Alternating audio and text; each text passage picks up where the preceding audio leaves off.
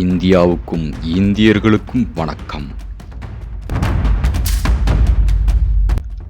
தமிழ் குடிகளில் தொல்குடியாக மூத்த குடியாக நின்று தமிழ் மண்ணை ஆட்சி செய்தவர்கள் பாண்டிய மன்னர்கள்.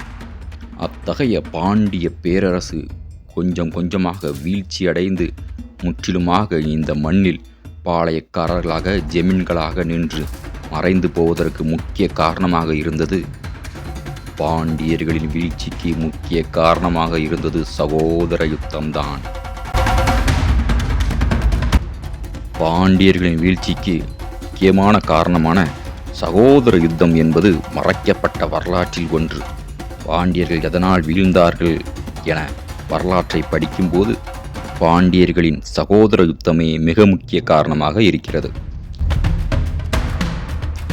குலசேகர பாண்டிய தேவரின் மகன்களான வீரபாண்டிய தேவரும் சுந்தரபாண்டிய தேவரும் மோதிக்கொண்டதில் துவங்கிய யுத்தம் தென்காசி அழகன் பெருமாள் பாண்டியரின் காலம் வரை தொடர்ந்தது.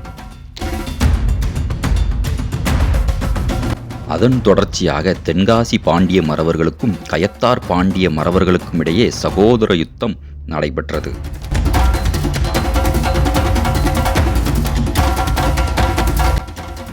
1531-32 தென்காசியை ஆட்சி செய்த ஸ்ரீவல்லப பாண்டிய தேவருக்கும் கயத்தார் வெட்டும்பெருமாள் பாண்டிய தேவருக்கும் இடையே போர் நடைபெற்றது.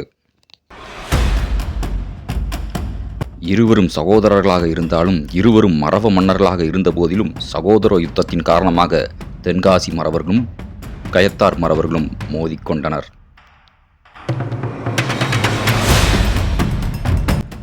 இதில் ஸ்ரீவல்லப பாண்டிய தேவரின் தென்காசி பாண்டியர்களான நடுவக்குறிச்சி, சேத்தூர், சிவகிரி, சொக்கம்பட்டி, சிங்கம்பட்டி, அழகாபுரி போன்ற தென்காசி பாண்டிய வகையராக்களும்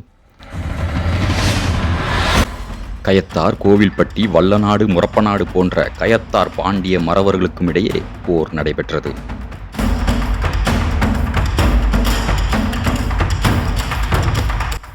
இதில் தென்காசி பாண்டியர்களில் முக்கியமான தளபதியாக இருந்தவர் நடுவக்குறிச்சி வரகுணராம பாண்டிய குற்றாலத்தேவர். வரகுண பாண்டிய குற்றாலத்தேவர் மிக சிறந்த மாவீரராக இருந்தார். தென்காசி பாண்டியர்களில் போரினில் புகழும் புனைக்கலல் மறவர் என்ற சொல்லுக்கேற்ப பாண்டியர்களின் வீரத்தை நிரூபித்து காட்டியவர் வரகுண பாண்டிய குற்றாலத்தேவர்.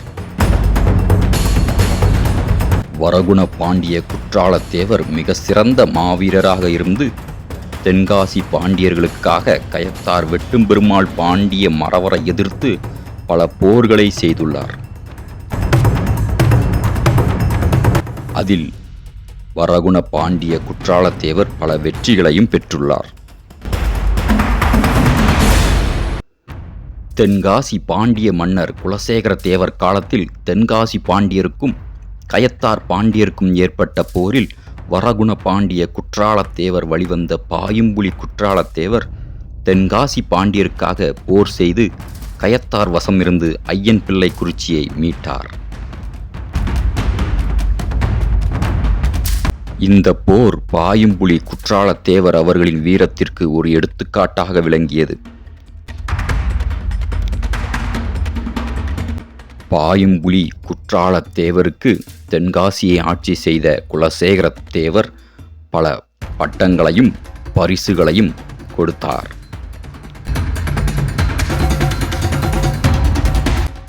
தொடர்ந்து தென்காசி மறவர்களுக்கும் கயத்தார் கோவில்பட்டி பகுதி மறவர்களுக்கும் இடையே இருந்த மோதலே பாண்டியர் வீழ்ச்சிக்கு ஒரு மிக முக்கிய காரணமாக அமைந்தது.